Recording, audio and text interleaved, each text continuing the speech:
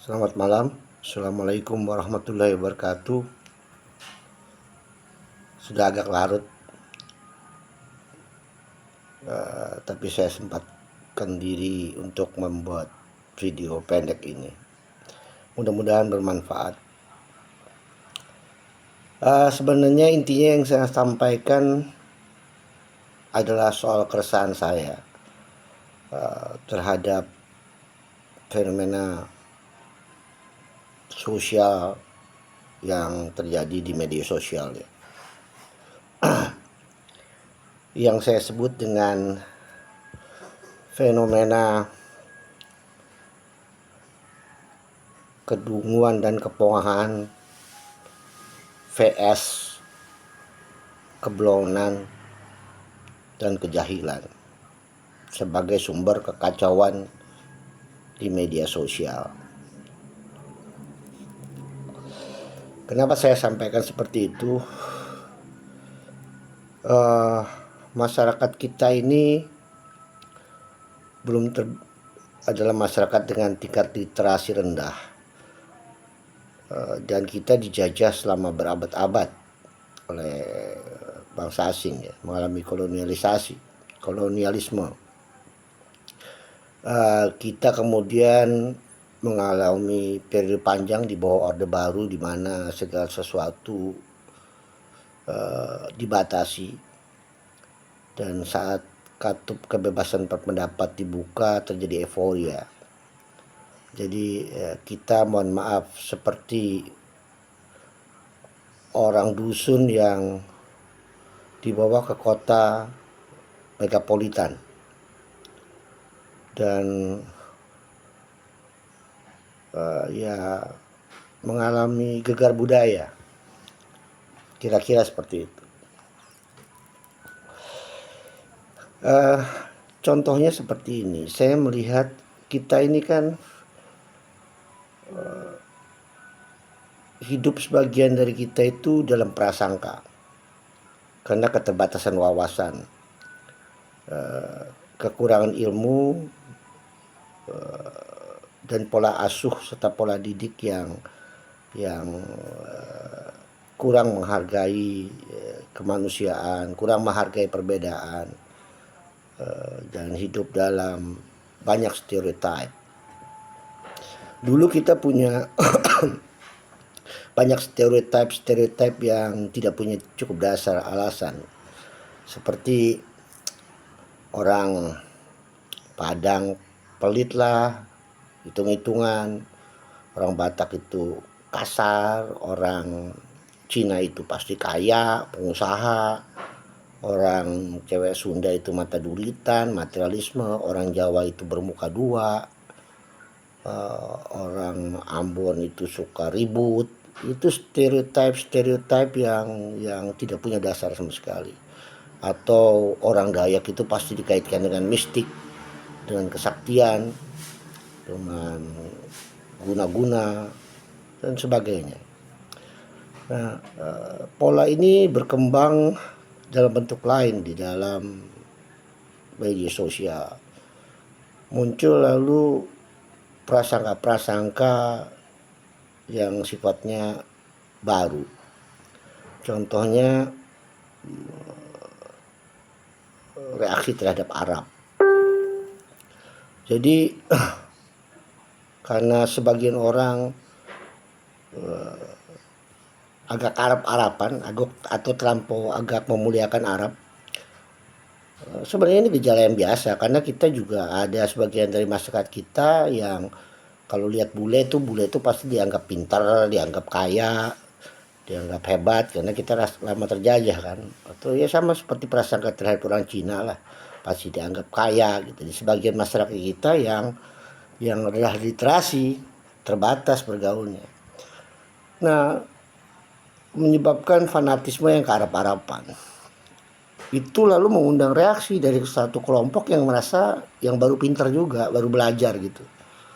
Lalu ngeledek-ledek lah. Wah, lalu bikin berita tuh putri Arab nggak pakai jilbab gitu kan. Oh, orang Arab belajar bahasa Cina gitu kan, lucu jadinya. Bahkan dalam kasus pro kontra Habib gitu ya, nasab Alawi, yang buat saya biasa-biasa aja. Itu kan masalah yang harus disikapi secara ilmiah. Tapi yang berkembang kan kemudian terjadi Yaman vs pribumi, dan hebatnya kiai level kiai ustadz itu jadi ikut-ikutan membenci, timbul eh, rasisme rasisme terhadap ya. Saya nggak mau datang kalau yang bikin acara Habib Yaman, kalau yang penceramahnya pribumi saya datang. Itu bentuk kepicikan lain yang berkembang dari persoalan yang sebenarnya sederhana terhadap persoalan nasab, dan juga karena dipicu oleh ya, sejumlah perilaku sejumlah orang yang mengaku keturunan Rasulullah ya, yang perilakunya juga tidak patut untuk diteladani, oknum. Walaupun pada dari klan yang sama kita tahu ada banyak waliullah, ada banyak orang alim, ada banyak yang berjasa. Lalu muncul berita tentang narasi bahwa mereka dipakai oleh kolonial untuk memecah belah, bahwa mereka pengkhianat macam-macam lah, sampai musuh PKI itu Aidit itu keturunan Habib. Jadi ini lelucon menurut saya, out of proportion, semuanya tidak proporsional. Dan di dalam politik juga begitu. Lalu ada istilah salawi, apa aja salah Jokowi, atau salah Anies, apa aja salah Anies Baswedan. Tidak ada yang bagus dari Jokowi atau tidak ada yang bagus dari Anies Baswedan. Dalam istilah saya, kelamaan nonton bawang merah bawang putih, jadi semua hal dihitam putihkan. Bawang merah jahat, bawang putih baik gitu kan. Kebanyakan kelamaan nonton versi hitam putih. Dunia tidak seperti itu. Diskriminasi itu terjadi di mana-mana. Ya ada TKW yang dilarang sholat pamannya karena dianggap bawa sial gitu. Itu terjadi. Di negara maju ada banyak orang ya juga kita kesulitan orang Islam membangun rumah ibadah. Jadi dari persoalan pendirian rumah ibadah, dari masalah politik, dari masalah agama, semua jadi tidak proporsional, semua jadi tidak ilmiah, tidak beradab, penuh kepicikan. Jadi suara kaum dungu dan penuh kebencian bereaksi terhadap perilaku kaum blow on dan jahil, dan keduanya mendominasi jagat media sosial. Sama sekali tidak mencerdaskan menurut saya. Ini sintingnya lagi para akademisi. Mungkin akademisi dulu lahir dari keluarga yang mungkin wawasannya sempit ya, pola asuhnya juga salah ya, sehingga waktu dia berkembang jadi terdidik, kemudian jadi pejabat, politisi, itu dibawa terus gitu, cara berpikir yang menyederhanakan, penuh dengan kecurigaan, paranoid, ketakutan, yang berfungsi otak kecil, keterancaman. Dan ini memang dimainkan seperti kita tahu, Trump memainkan sentimen imigran asing dalam membangun kebijaksanaan tembok di sepanjang Meksiko, atau beberapa negara Eropa.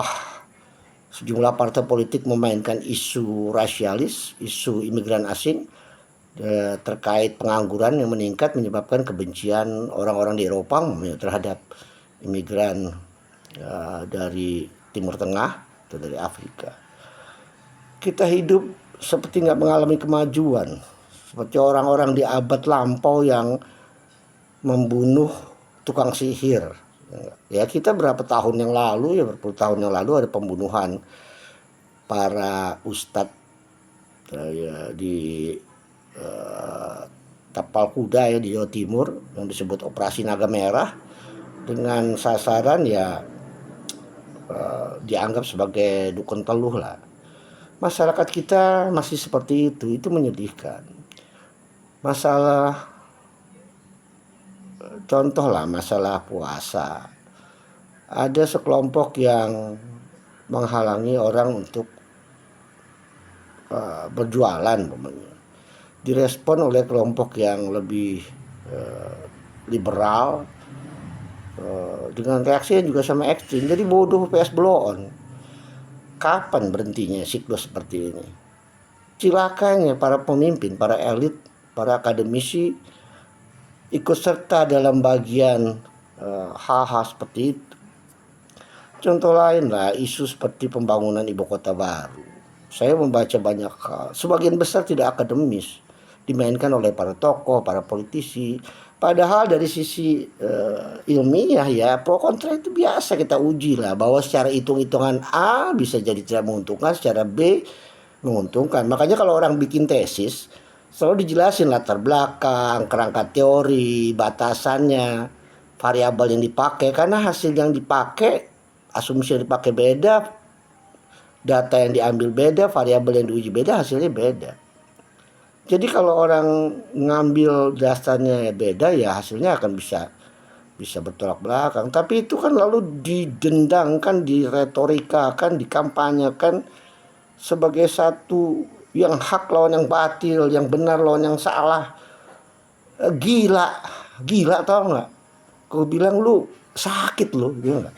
Masyarakat ini sakit. Kalau masyarakat wajar lah bodoh, tapi kalau para pemimpin biasakanlah berbeda. Perbedaan itu selama dasarnya jelas, ukurannya masing-masing jelas, ya nggak apa-apa.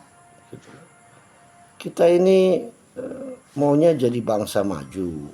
Maju itu harus dalam cara pikir, maju dalam sikap batin. Saya selama berpuluh tahun mengeluh, kita jago banget kalau copy paste hal-hal dari Eropa, gaya berpakaian, break dance, gaya hidup lifestyle, pakai bikini mungkin atau party. Tapi disiplinnya orang barat kita nggak ambil. Produktivitasnya kita nggak ambil, kita tolol banget, cuman mengadopsi hal-hal yang nggak berguna menurut saya. Kita pakai Apple, produk Apple, tapi cara berpikir kritis, ya nggak, sikap disiplin nggak kita ambil, kan ajaib menurut saya. Dan hal yang sama lalu juga terkait dengan agama lah. Sebagian orang nggak bisa membedakan antara keyakinan beragama, syariat, dan budaya Arab. Direspon juga oleh kelompok dungu dengan cara yang sangat dungu pula gitu loh. Buat saya prihatin lah. Coba shut up lah, tutup mulut lah, dan buka mata, buka telinga, buka pikiran, luaskan wawasan. Ya. Don't be extreme, jadilah moderat. Biasakan listen, mendengarkan, jangan biasakan bereaksi terhadap apa yang kita tahu. Contoh sederhana ya, saya menghabiskan sampai sekarang saya nggak bicara tentang nasab gitu. Saya cuman karena banyak bicara soal DNA, saya menghabiskan membaca ratusan tulisan karya ilmiah tentang DNA. Saya menelusur saya belajar paleoantropologi, saya belajar antropologi ragawi, saya belajar arkeologi, membaca ulang berbagai macam teori evolusi dan teori alternatif yang menentang teori evolusi. Saya menelusuri sejarah peradaban manusia, sejarah awal manusia. Saya membaca haplogrup tertua itu apa, bagaimana terjadi mutasi karena faktor makanan, faktor lingkungan. Saya membaca perdebatan tentang out of Africa, bahwa di Afrika adalah manusia pertama dari Afrika, tapi ada tesis lain menyatakan Australia lah manusia awal. Dan itu tidak mudah. Saya membahas dan sampai sekarang saya belum selesai. Bagaimana mempelajari bagaimana DNA berkembang dari sederhana menjadi berpecah belah. Bagaimana terjadi bahasa. Saya belajar antropologi kognitif dan linguistik, bagaimana manusia kemudian dari satu bahasanya jadi macam-macam. Saya coba berendah hati dalam hal itu.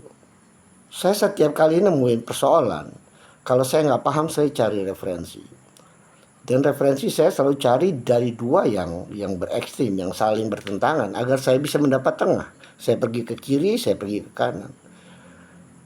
Saya ingin sikap ini berkembang lah di kalangan generasi Z, di kalangan luas, masyarakat luas, agar kita bisa menjadi pribadi yang moderat, bukan pribadi yang penuh kebencian, toksik, penuh prasangka, penuh rasa keamanan, insecure, sehingga kita menyikapi segala sesuatu penuh dengan kebencian. Kalau bicara kebencian, saya orang yang punya dorongan agak ekstrim dalam diri saya, yang saya belajar berpuluh tahun mengendalikan. Jadi saya kadang-kadang ngeluh, lu nggak tahu seperti apa dorongan dalam diri manusia.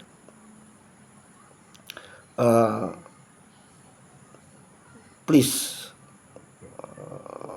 berhenti bersikap tergesa-gesa dalam menyikapi segala sesuatu, dan bedakan polemik yang terjadi antara kaum dungu dan tosik dengan kaum blow on dan jahil. Jangan ikut-ikutan. Ini dua kelompok yang sama pekoknya, ya. Dan lalu menjadi seakan-akan tema. Dan juga saya prihatin lah, contoh kasus Vina lah, kasus sederhana sebenarnya. Bagaimana satu lembaga yang harusnya kita hormat bersama, kepolisian, gara-gara cuman di tingkat polsek yang nggak becus, sampai kepolisian nasional terbawa-bawa, sampai Pak Presiden ngomong, kita bicara tentang visi 1945, 2045, semua itu nggak bisa. Kita mulai dari hal-hal kecil, kerendahan hati mau belajar, dan jangan cepat menjudge, jangan cepat jahil yang kita nggak paham, ya. Oke, itu aja pesan saya dari malam ini, semuanya karena sekedar keprihatinan. Makanya saya perhati satu lagi, saya ingin kasih tambahkan, kalau saya bikin status, saya dengan cepat melihat bahwa seperti apa latar belakang atau apa yang ada di pikiran dari orang berespon, karena sebagian orang tidak membaca seperti apa adanya, atau tidak bertanya kira-kira ini apa ya, masing-masing dengan asumsinya sendiri. Artinya format kalau yang lagi habis berantem sama bininya, atau yang habis caci-cacian soal politik, atau yang habis dia di tempat lain dia bicara tentang polemik agama, dia datang menyikapi status saya dengan versinya masing-masing, dengan asumsinya masing-masing, dan itu bisa misleading. Ya itu aja, selamat malam, selamat beristirahat buat semua rekan-rekan. Assalamualaikum warahmatullahi wabarakatuh. Salam sejahtera, semoga bisa beristirahat dengan nyenyak, full rest, dan wake up fresh in the morning. Oke.